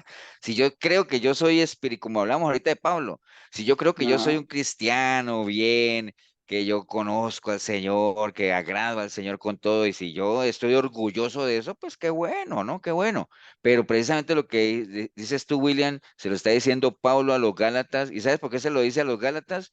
Porque había un problema serio en la iglesia de Galacia, de que el evangelio que había sido sembrado, habían venido otros a perturbarlo, ¿no? Y la gente se había desviado, habían empezado bien y ya empezaron en el espíritu y terminaron en la carne. Entonces les decía, vea, o sea, el que crea que es algo sin serlo se está engañando, ¿no? Y está en Gálatas 4 como tal, ¿no? Antes de empezar a hablar de cuáles eran las cosas que caracterizan a un grupo y al otro cuando habla de las obras de la carne y del fruto del espíritu. Sí, sí, tienes razón, William. Ok, entonces, nada más recordemos eso, que todo eso de creerse por encima de los demás a la larga no tiene nada, o sea, no nos garantiza para nada, lo que nos garantiza es que el Señor obviamente no camine con nosotros. Entonces, sigamos el ejemplo del Señor, que lo que Él nos dio básicamente es humildad, templanza, mansedumbre. Bueno, entremos a estos últimos temas ya de lo que es la vanagloria como hermanos siamés de la soberbia, que hemos venido comentando vanagloria con soberbia, soberbia con vanagloria, ¿no? Eh, ¿Por qué se relaciona la vanagloria con la soberbia? Ahorita vamos a ver la definición de soberbia y van a ver que es lo mismo, ¿no? Pero, por ejemplo, en Proverbios 16:18 dice la palabra que se nos advierte que antes del quebrantamiento la soberbia. Entonces, mire que ahí, y antes de la caída, la altivez de espíritu como tal, ¿no? Entonces, van muy relacionados. Siempre que hay altivez, siempre que hay exaltación, es porque está acompañado de soberbia, porque todo eso a la larga es una misma familia de sentimientos y emociones, ¿no? Bueno, en Nehemías 9:16, que aquí viene una pregunta para que usted me la contesten ahora, dice, mas ellos y nuestros padres fueron soberbios y endurecieron su cerviz y no escucharon sus mandamientos. ¿Alguien sabe qué es la cerviz? Porque la cerviz, antes de que contesten, recuerde que siempre que se quiere hacer alusión a un pueblo rebelde, a un pueblo altivo, a un pueblo soberbio, se le dice, ese pueblo es de dura cerviz. ¿Qué es la cerviz? La nuca, pastor. La parte de atrás de la nuca. El cuello. Sí. La nuca, ¿no? O sea, la cerviz es la nuca. Bueno, la conocemos como la nuca, pues uno podría decir, sí, son las vértebras cervicales que unen el cabeza con la espalda, la nuca, pues en otras palabras, ¿no? Entonces la cerviz es la parte de la columna vertebral que está entre la cabeza y la espalda, es decir, la nuca, ¿no? Y está formada por vértebras cervicales. Esas vértebras tienen la capacidad de ser flexibles, entonces esas vértebras son las que en la nuca que están ahí, pues me permiten a mí agachar la cabeza, ¿no? ¿Cierto que sí? Entonces cuando yo tengo dura la cerviz, o sea, esas vértebras no tienen la flexibilidad que deberían tener, entonces no puedo doblar la cabeza. Y ustedes saben que doblar la cabeza es una señal de qué? De humillación, ¿cierto? O sea, cuando uno comete una torta y está uno avergonzado, pues uno lo que hace es bajar la cabeza, ¿cierto que sí? Entonces, generalmente cuando se decía que un pueblo tenía dura cerviz es porque no mantenían erguidos, ¿no? Como un orgulloso, o sea, que no baja la cabeza, ¿me entiende? Que es el mismo concepto del trigo y la cizaña, ¿no? El trigo y la cizaña son muy parecidos y ellos crecen juntos, pero cuando la cizaña, digo, cuando el trigo da fruto, pues el trigo se dobla, ¿no? Por el peso del fruto, la cizaña no da fruto, entonces mantiene erguida siempre, entonces ahí es donde uno aprovecha y le da. Sí, Mariam. Sí, pastor, solo una preguntita. Ujú. Ya que habla de esto de la vanagloria, llevándolo como, digamos que a la iglesia, al servicio, una persona que hable mucho del servicio que da puede estar cayendo en vanagloria. Sí, sí, sí. Porque precisamente, bueno, no sé si lo mencionamos o lo iba a mencionar ahora. Bueno, sí, sí creo que lo mencionamos, tal vez no en esa misma línea, pero acuérdate cuando el Señor decía que no se, cuando decía que den limosna y todo eso y que no estén como haciendo alarde y todo ese asunto de lo que están haciendo porque ya tienen su paga ganada, ¿no? Entonces, lo que uno, digamos, cuando una persona sirve, y está toda ahora como resaltando lo que hace como tal, lo que está buscando es el reconocimiento de la gente, ¿no? Porque ¿para qué lo va a decir porque si tú, por ejemplo, si yo estoy sirviendo eh, para el Señor, yo sé que Él lo sabe, ¿cierto de sí? Porque es para Él, ¿no? Entonces, ¿para qué me interesa a mí estárselo diciendo a todo mundo que lo estoy haciendo si yo sé que es para Dios y ya Él lo sabe, ¿no? Entonces, si se lo digo a la gente lo que estoy haciendo, Es porque yo quiero que la gente sepa para que la gente me dé cierto reconocimiento. Entonces es caer en vanagloria, eso no tiene ningún sentido, ¿no? Por eso, y ese es el problema que pasa hoy en día, ¿no? Que la gente hace algo y hace toda una serie de, bueno, no falta sino hacer una transmisión en vivo e indirecto por todos los canales de televisión y todas las redes sociales de lo que está haciendo, digámoslo así, ¿no? Cuando a veces tiene más valor lo que uno trabaja, como, y por eso la Biblia a veces nos pone el ejemplo de, miren las hormigas, ¿no? Calladitas, trabajan ahí, no tienen líder que las dirija, pero se organizan y cada una hace su parte y todo ese asunto, ¿no? Entonces, por eso el Señor usa mucho lo de los animales, ¿no? O sea, sean sencillitos como palomas, ¿no? Eso sí, sean astutos como tal, pero sí, sí, Mariana, en esa línea, cuando una persona está sirviendo, y hace demasiada bulla de lo que tal, porque acuérdate que eso se usa, las matemáticas de Dios son diferentes, ¿no? A uno fuera del reino de Dios, ¿qué es lo que le dicen? Usted tiene que cacarear todo lo que hace, ¿es cierto? Sí, lo que usted haga, cacaree, lo haga, déjelo a conocer para que lo conozcan, ¿qué es lo que le dicen a uno en las empresas?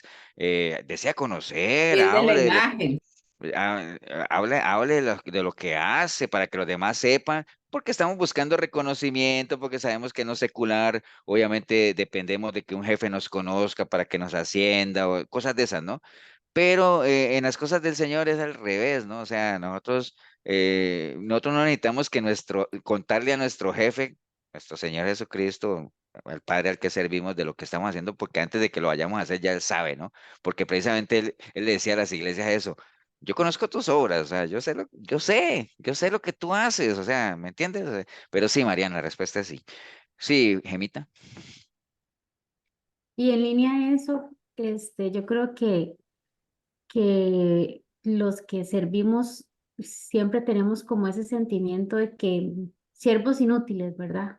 Ujú. Entonces, si ya el ¿Por qué Señor siervos sabe, inútiles? ¿Por qué crees que tenemos ese sentimiento de siervos inútiles, Gemma? porque hacemos lo que nos toca y deberíamos de hacer más, O sea, Más porque sabemos que hay que mucho podemos por hacer hacer más. y que hay Ujú. mucho por hacer y que podemos hacer más también, ¿no? Entonces, por eso la recomendación del Señor siempre ahí era, porque cualquiera que no conociera la historia a la que se refiere Gemma, decir, wow, qué siervo que vino del campo todo el día de trabajar, cansado, y llega en la noche y resulta que el jefe lo pone a hacer la cena, wow, ese siervo, ¿me entiende? Entonces, al final, por eso el Señor dice, no, hombre, siervos inútiles somos. Hacemos lo que nos toca, nada más. Y en la medida en que nosotros nos sintamos que somos siervos inútiles, siempre vamos a tratar de hacer más todavía, porque esa es la condición de siervo. Pero cuando nosotros creamos como siervos que estamos haciendo más de lo que deberíamos hacer, hemos dejado de ser siervos, ¿no? Porque no es la característica del siervo. El siervo siempre está atento a lo que su señor necesita. Ahora, por ejemplo, hay gente que puede estar sirviendo en algo que le gusta, ¿no? Y está bien que uno sirva en lo que le gusta, porque la idea es que uno ponga sus fortalezas, sus capacidades al servicio del Señor. Pero eso no quiere decir que uno no esté anuente y dispuesto a servir en lo que se necesite, ¿me entienden? Que es que es la gran diferencia. Hay gente que si no lo ponen a servir en en lo que quiere servir, no sirven. Y eso es otro tipo de vanagloria, llamémoslo así, por ponerlo de ese lado, ¿no? Eh, ¿Quién iba a hablar, Mari? Sí, señor. Ujú. Viera, pastor, que yo, bueno, con esta enseñanza me pongo a pensar algo y, bueno, es como un hilo tan delgado, ¿verdad? Que hay que tener tanto cuidado, tanto cuidado porque puedes caer en eso indirectamente es que no sé, es que vea, le voy a poner el ejemplo, vea, pastor. La vez pasada que se hizo la actividad, en la cual se cocinó, y evidentemente, sin caer en vanagloria, uno consulta, uno dice, ¿qué tal estuvo la comida? ¿Por qué? Porque uno quiere saber, si les gustó, si estuvo bien, si hubo alguna falla, si realmente me dicen, no, el arroz quedó muy duro, no, es que le quedó esto, o sea, me explico. Entonces, eh, cómo le explico? ¿Se puede o no se puede caer en vanagloria en ese sentido de que uno diga, Es que lo que quieren es que le reconozca si la comida quedó rica, porque todo el mundo dice que quedó rica. Y entonces yo le pregunto a ciertas personas claves que yo digo, o sea, voy a preguntar porque yo sé que me van a decir con toda honestidad si quedó bien o no quedó bien. Entonces, sin caer en esa vanagloria, es simplemente como para corrección misma para la próxima, ¿me explico? Sí, bueno, tampoco le podemos poner la etiqueta de vanagloria a cualquier cosa, ¿no? O sea, a todo, digámoslo así. Pero, por ejemplo, el ejemplo que tú pones, acuérdate, Mari, y a todos los que estamos aquí, es que todo depende de la intención con la que uno lo haga, ¿no? ¿Me entiende? Porque uno podría decir, pastor, ¿y por qué el Señor le preguntó a los discípulos que quién dice la gente que soy? Es que él quería alimentar su ego y todo ese asunto. No, al Señor no le interesaba en lo que la gente dijera quién era él, ¿no? De todas formas, cuando a él le vinieron a decir, no, unos dicen que eres Elías, otros dicen que eres Moisés, Isaías. Wow, eso a cualquiera uno le puede alimentar el ego, decir, wow, como están comparando. Es como una vez, abro un paréntesis aquí, una vez en uno de los videos de las prédicas mías pone un señor y dice, ponen la prédica, ¿no? Y dice, bueno, algo así, si le gustó la prédica o no, me dice, ay, no, que qué bueno, yo también sigo y comenzó a nombrar una cantidad de predicadores de alto calibre, ¿no? O sea, algunos no tan sanos, pero de alto calibre. Por ejemplo, decir, es que yo también sigo a Paul Washer, por decir algo, a grandes predicadores, y dice, entonces uno decir, no me diga que yo estoy en esa lista codeándome con esos grandes predicadores, aunque sean de mala doctrina, ¿entendés? ¿Entiende? Entonces uno dice, wow, ¿en serio? Pero volviendo a lo que decía María ahí, esto depende de la intención con la que uno lo haga. O sea, si tú lo haces, bueno, es que dejé tirado lo del Señor un momentico, que él, ¿por qué le preguntaba a los discípulos? Porque él quería llevarlos de lo general a lo particular. Ahora díganme ustedes, para ustedes, ¿quién soy, no? Que eso sí me interesa, ¿no? Porque es eso, ¿no? Entonces, volviendo al ejemplo que ponía Mari, o sea, ahora, si ella dice, en el fondo, ella dice, no, voy a preguntar qué les pareció la comida para que digan, wow, qué rico, Mari, contratada, propongo que cada 8 días lo hagas. Entonces, no dijo amén, pero bueno, está bien. Eh, si lo haces pensando en esa satisfacción personal y todo eso, podrías caer en buscar el reconocimiento de los demás. Ahora, si lo que tú estás buscando es decir, vamos a mejorar, ¿no? Porque de eso se trata. Precisamente, todo el mundo, vea, todas las empresas, ustedes no han visto cuando ustedes hacen algún trámite que les ponen a llenar una encuesta. ¿Qué tal el servicio? ¿Qué tal el tiempo de atención? El ejecutivo. Todo eso es precisamente porque se quiere mejorar, ¿no? O sea, se quiere aprovechar la experiencia. Si Mari lo que dice es para la próxima, decir, mira, el arroz hay que hacerlo diferente y todo eso. Está bien, ¿no? Es sanito, la intención es sana, ¿no? Pero si detrás de todo eso lo que quiere es que la gente se dé cuenta que ella fue la que hizo la comida y que carga Mari y que hizo ¿me entiende? Pues, es eso, básicamente. Hay familias que a nosotros nos han apoyado y que han donado ciertas cosas eh, en la iglesia y no creo que a ellas en el fondo les interese decir, vea, es que tal familia donó esto y esto fue una cortesía de tal familia como tal, que se usa en lo secular, ¿has visto? Cuando es que esto fue con el patrocinio de Dios no sé qué. No, uno menciona, hay una familia que nos bendijo a la iglesia con esto, con aquello. Por ejemplo, la mitzvah que nosotros tenemos en la iglesia es una bendición de una familia de la iglesia y no creo que la familia quiera pues que uno publique en redes sociales la mitzvah, esto fue una cortesía de tal familia. No, no, porque no lo están haciendo por la iglesia o por aquí, lo hacen para el Señor y ya el Señor lo sabe, ¿no? Y eso es más que suficiente, ¿entiende? Entonces, esto depende de qué, la intención con la que uno haga las cosas y el Señor la conoce. Entonces, el Señor no lo puede engañar a uno, ¿no? Porque, por ejemplo, Mari me podría decir, no, pastor, yo quiero, es para mejorar, pero si en el fondo hay otra intención, yo le creo, pero ella sabe que el Señor sí sabe cuál es la intención, ¿no? Entonces, es algo muy íntimo como tal. Ok, pues ya me dio hambre también. Esa es otra cosa. Bien, entonces estamos hablando de la dureza de cerviz, que les decía que eso es precisamente cuando hablaban de un pueblo duro de cerviz, es porque esa rigidez para inclinar la cabeza es una señal de humillación, de que realmente uno reconozca la soberanía de alguien sobre uno, ¿no? Entonces, básicamente, yo creo que todos, muchos, ¿cuántos no hemos llegado a los pies del Señor con nuestra cerviz muy dura, ¿no? Pero bueno, básicamente el Señor y gente que hoy en día ha llegado a las iglesias cristianas y siguen teniendo dura la cerviz, ¿no? O sea, siguen resistiéndose a los cambios que el Señor quiere hacer y es que yo soy así, yo no cambio. Eso es tener una altivez que es prima hermana de la vanagloria como tal, ¿no? Entonces, en Proverbios 29:1 dice que el hombre que reprendido endurece la cerviz, de repente será quebrantado y no habrá para él medicina, ¿no? Entonces, cuando habla de un hombre reprendido es que constantemente se le está diciendo y aún así mantiene con su cerviz dura, dice que esa persona en cualquier momento va a ser quebrantado y no habrá para él medicina, o sea, en el sentido de que en la medida en que no flexibilice su cerviz, no incline su cabeza, no se humille, pues es muy difícil que esa persona pues tenga remedio, ¿no? Como tal, por eso habla de medicina como tal. Por eso en Salmo 95 dice, si hemos oído su voz, no endurezcamos nuestros corazones, ¿no? En Abdías 1:3 también hay un versículo muy bueno que tiene que ver con este tema, que dice que la soberbia de tu corazón te ha engañado. Tú que moras en las hendiduras de las peñas, en tu altísima morada, que dices en tu corazón, ¿quién me derribará a tierra? Si te remontares como águila, dice el Señor, y aunque entre las estrellas pusieras tu nido, de allí te derribaré, dice Jehová, ¿no? Entonces, eso es algo que deberían considerarlo la gente que se vanagloria mucho y que tiene esa soberbia en el corazón y que creen pues que están en un altar como tal, pues de allá los va a bajar el Señor como tal, ¿no? Hay otro versículo también que lo hemos tocado nosotros que habla del Salmo 19:12 que dice que ¿quién podrá entender sus propios errores? Dice el salmista, líbrame de los que me son ocultos, preserva también a tu siervo de las soberbias, ¿no?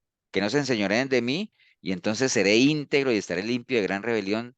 Sean gratos los dichos de mi boca y la meditación de mi corazón delante de ti, oh Jehová, roca mía y redentor mío. Entonces aquí habla, es un clamor. El salmista hace una pregunta y también hace un clamor, ¿no? Primero hace una pregunta que dice que quién podrá entender sus propios errores. ¿Cuál creen ustedes que es la respuesta a esa pregunta? ¿Quién podrá entender sus propios errores? Ninguno. Difícilmente no hay nada más difícil que uno reconozca sus propios errores, ¿no? O sea, uno es buenísimo para señalar los errores de los demás, pero los de uno bien difícil, ¿no? Y eso es parte de la soberbia. Por eso es que él dice, ¿quién podrá entender sus propios errores? Yo sé que nadie. Entonces, líbrame, Señor, preserva a tu siervo de las soberbias, que no se enseñoreen de mí, porque en el momento en que uno deja que la soberbia se enseñoree de uno, es decir, acuérdense que enseñorearse, ¿qué es? Enseñorearse es tener señorío de algo y el señorío tiene que ver con el control, con mandar algo, ¿no? Entonces, por eso es que el Señor, a los que le decían que Él era su Señor, él decía, bueno, si yo soy tu Señor, es decir, si yo tengo señorío sobre ti, ¿por qué no hacer lo que yo te digo si se supone que tengo señorío? Entonces, no hay que dejar que la soberbia se enseñoree de uno porque ella es la que manda, ¿no? Entonces, por eso ustedes todos los que estamos aquí seguro conocemos a alguna persona soberbia, vanagloriosa y todo eso, y ustedes se ven que realmente esa actitud los maneja, ¿no? Los maneja y ya uno sabe cómo se comportan porque todos sabemos cuáles son las características de los soberbios, ¿no? Entonces les decía eso, no hay errores más difíciles que ver, por eso el Señor hablaba de que cómo es que uno le puede decir al hermano que se saque la paja y no se saca uno la viga que tiene uno en el ojo de uno, ¿no? Básicamente es una capacidad que nosotros desarrollamos de poder reconocer nuestros propios errores y nuestras propias equivocaciones, ¿no? O sea, y no hablo de pecados aquí porque pues se supone que estamos hablando dentro del reino de Dios, pero igual, ¿no? Cuando uno habla de la senda antigua y el caminar que uno ha tenido, pues es reconocer eh, todo lo que uno ha hecho, sea bueno o no tan bueno, y sacar la enseñanza de ahí y que eso nos ayude a nosotros a aceptar básicamente cuáles son las decisiones que no deberíamos tomar, ¿no? Bueno, les decía que la soberbia es hermano siamés del orgullo. Bueno, miren la definición de la soberbia, que es muy parecida a lo que estamos hablando de la vanagloria, ¿no? La soberbia es un sentimiento de valoración de uno mismo por encima de los demás. Igualito, ¿no? Que estamos hablando. En términos negativos, la soberbia es una actitud orgullosa que caracteriza a aquellas personas envanecidas en sí mismo, ¿no? Genéricamente se la define como la sobrevalorización del yo respecto a los demás, para superar, alcanzar o sobreponerse a un obstáculo o situación, o bien para alcanzar algo. Entonces, algunos sinónimos, la altivez, la altanería, la arrogancia, la vanidad, algunos versículos que ya los habíamos hablado también, no hay que ser sabio en nuestra propia opinión, la soberbia se menciona muchas veces en la Biblia, casi 100 veces. El Salmo 138:6 dice que Jehová es el celso y atiende al humilde, mas al altivo lo mira de lejos. Números también habla de que más la persona que hiciera algo con soberbia, así es natural como el extranjero, ultraja a Jehová, esta persona será cortada de medio de su pueblo. Santiago 4:6 dice el Señor, Dios resiste a los soberbios y da gracia a los humildes. Bueno, básicamente es eso que el salmista estaba clamando como tal, ¿no? La soberbia es la base donde todo esto que estoy hablando ahorita estoy hablando de la soberbia porque llegué a terminar que es como primo hermano de la altivez y la vanagloria como tal, la soberbia de querer ser como Dios, que fue lo que le pasó a Satanás, la soberbia o el orgullo o la vanagloria de querer saber tanto como Dios, que fue lo que le pasó a Eva. Acuerdan que el enemigo le sembró a ella la idea de que ella podía tener el conocimiento casi igual que Dios, ¿no? Entonces eso le llenó de ir a buscar una gloria que no era, que nada que ver con Dios, ¿no? O sea, todo lo que no tenga que ver con Dios es una gloria vacía como tal, ¿no? Bueno, obviamente en Juan 9:39 habla de que la soberbia endurece el corazón, eso es algo ahí, por eso el Señor decía, si fuerais ciego no tendrían pecado, que era lo que le decían los fariseos. Los fariseos tenían una vanagloria altísima, una soberbia exuberante, una altivez inalcanzable, bueno, tenían todo el combo, ¿no? Precisamente por eso todo lo que el Señor les decía, ellos contestaban con algo, ¿no? Si están hablando de ceguera, ellos decían que ellos no eran ciegos, si están hablando de libertad, que ellos nunca han sido esclavos, etcétera, etcétera, porque eh, siempre andaban buscando, acuérdate que algo que caracterizaba a los fariseos era el buscar el reconocimiento de los demás, las apariencias, que los demás los vieran como con ese respeto que la gente les tenía, pero más que todo como por miedo.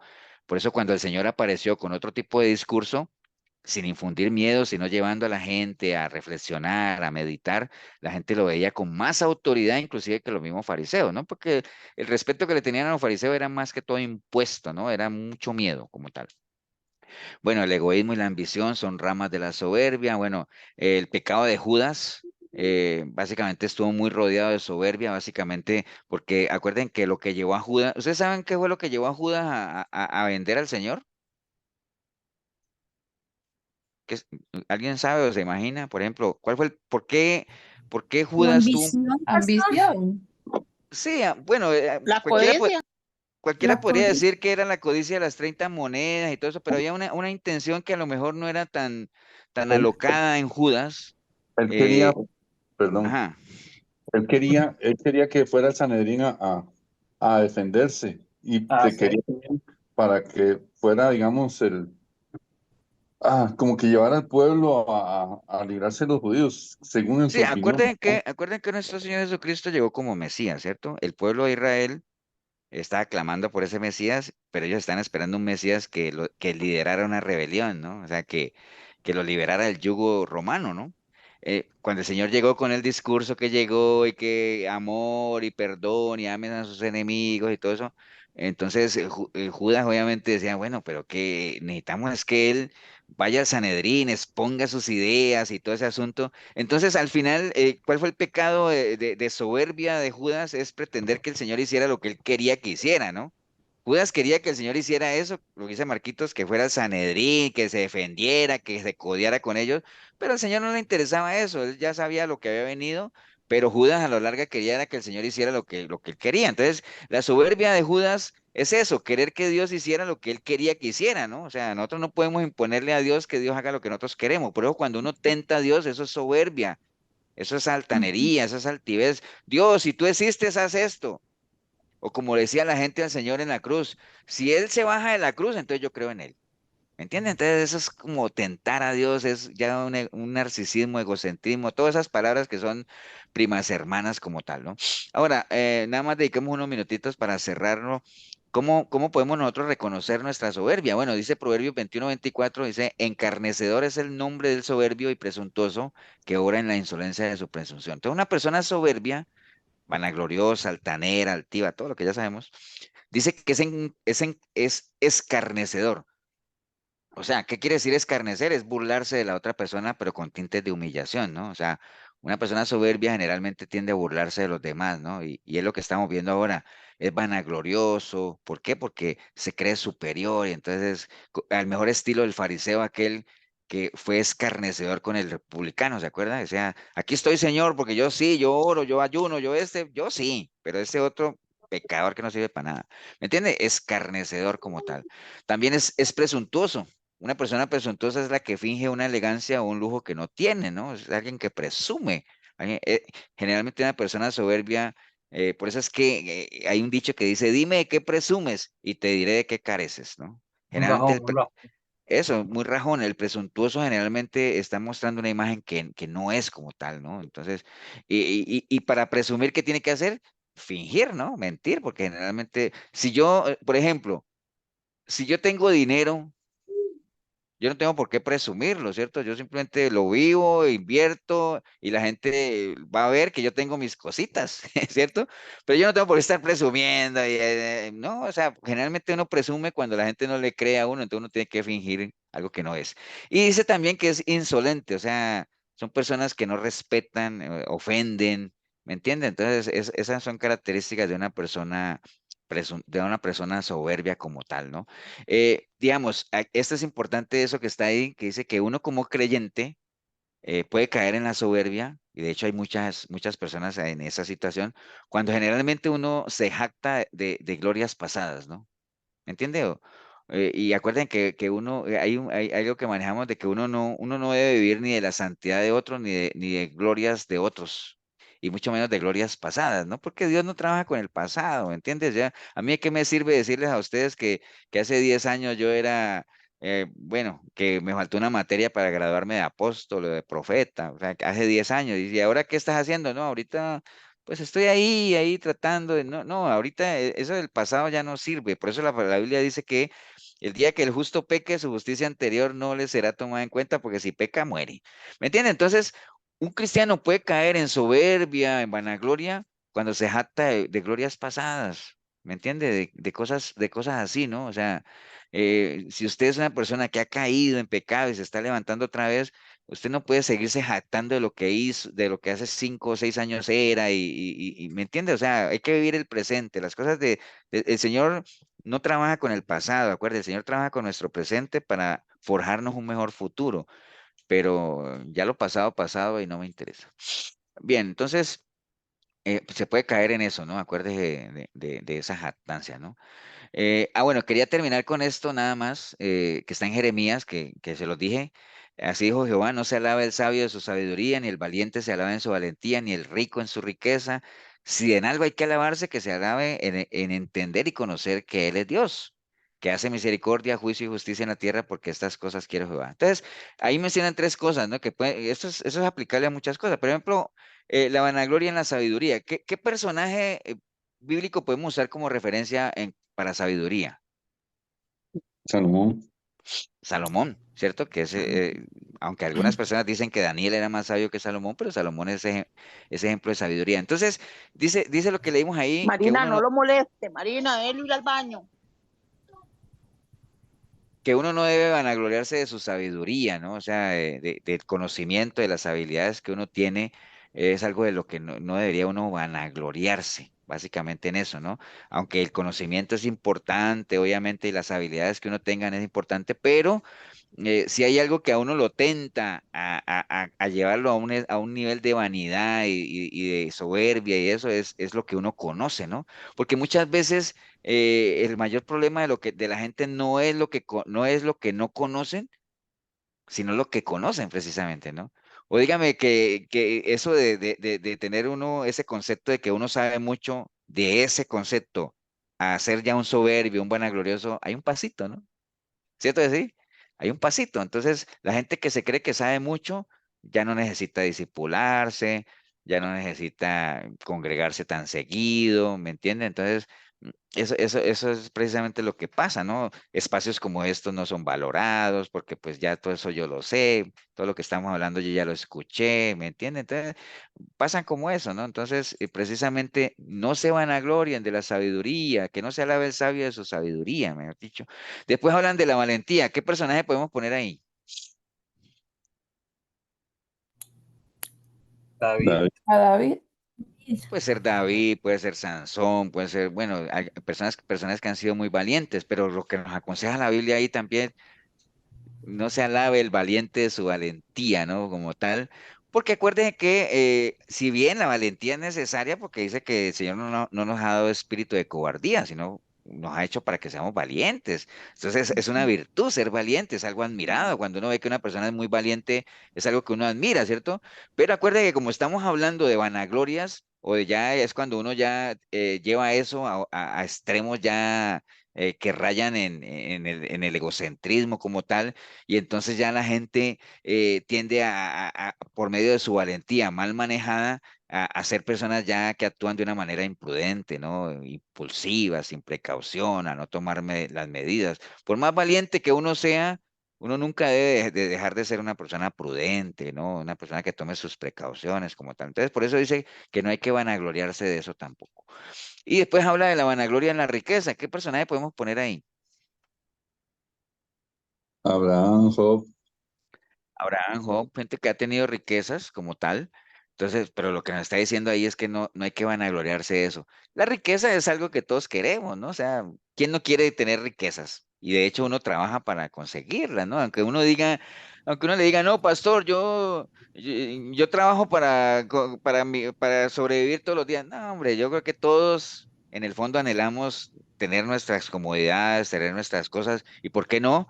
Tener los recursos que nos permitan ayudar, a apoyar las obras, ¿me entiendes? O sea, todos queremos eso, o sea, y no es que esté mal, porque el Señor para eso nos da la capacidad de hacer la riqueza, y trabajamos para eso, ¿no? Pero como está diciendo Jeremías ahí, no nos vanagloriemos en eso, es decir, no basemos nuestra felicidad en eso, ¿no? De que es que si yo tuviera plata Pastor, sería feliz. Sí, Elsa. por ejemplo, cuando Job ofrecía,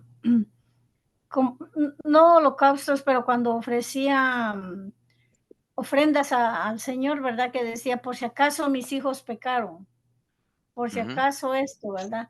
Y él no, como no viéndose a sí mismo, que tal vez él también pudo estar cometiendo errores al estar consintiendo eso, pastor. ¿Era como una vanagloria o cómo?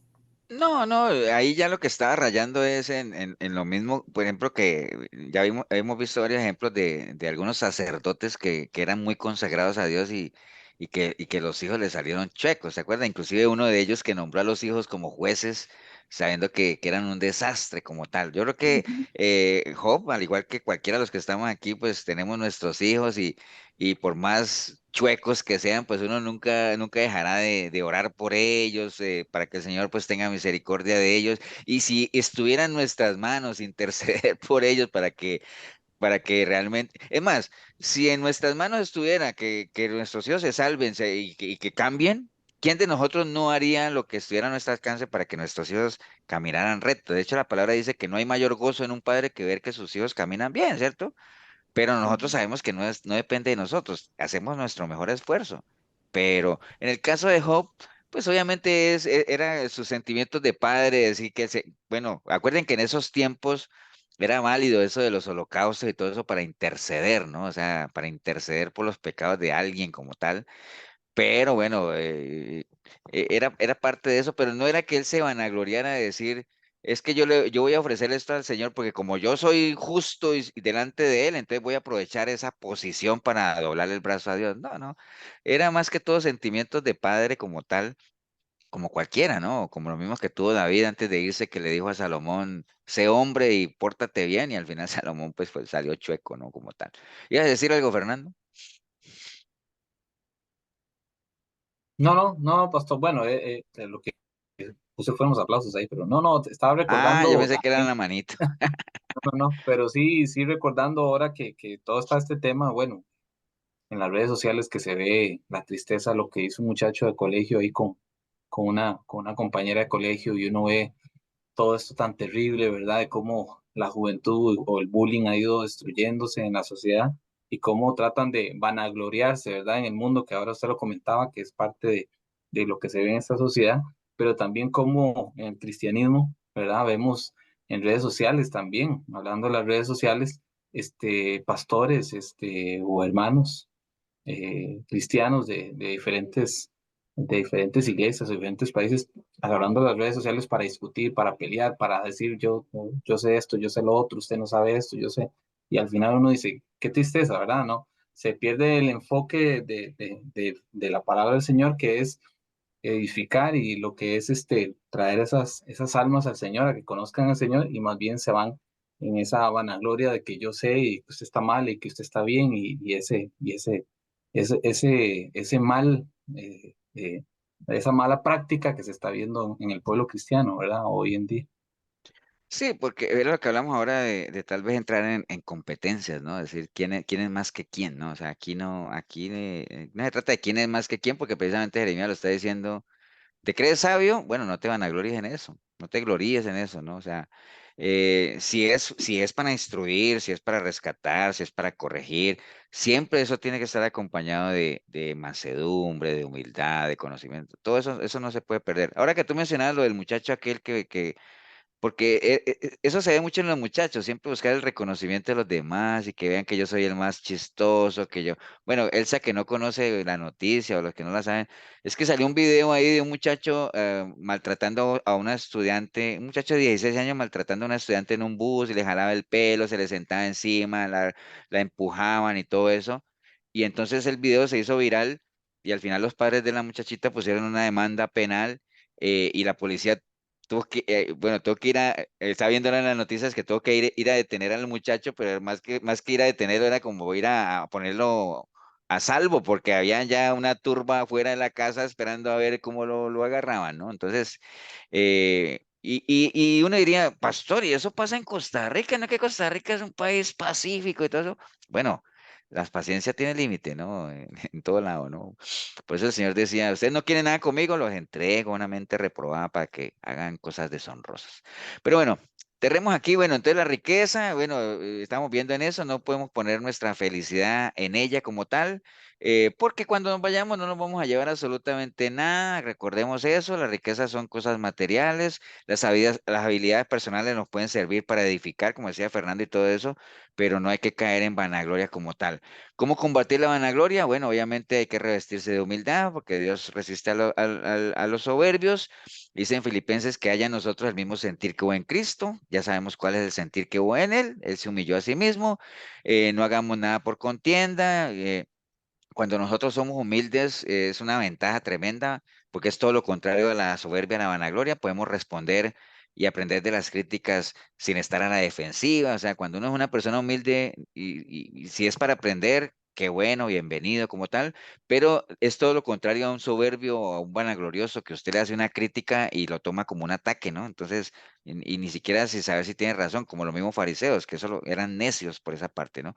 Si usted es humilde, usted puede reconocer un fracaso sin ser devastado. Porque usted sabe que es parte del caminar, ¿no? Recuerde que cuando uno cae y se levanta, eso no cuenta como fracaso, ¿no? Un fracaso es cuando uno cae y no se levanta, ¿no? Usted puede pedir perdón sin problema, si es humilde. Usted puede hablar con cortesía y con amor, o sea, no hay problema. Usted se puede humillar. Es más, usted no es de dura servicio, usted puede bajar su cabeza, reconocer un error, pedir perdón, no tiene ningún. Usted puede reconocer los méritos de los demás sin problema, ¿no? Si uno es una persona humilde, me alegro por el bien de mi hermano, río con el que ríe, lloro con el que lloro, y eso cuando hay humildad, ¿no? Ahora, el antídoto de esto, ¿cuál es? ¿Cuál es el paso inicial? Esa es una pregunta para ustedes. ¿Cuál es el paso inicial para que Dios sane nuestra tierra? Para que terminemos ahí.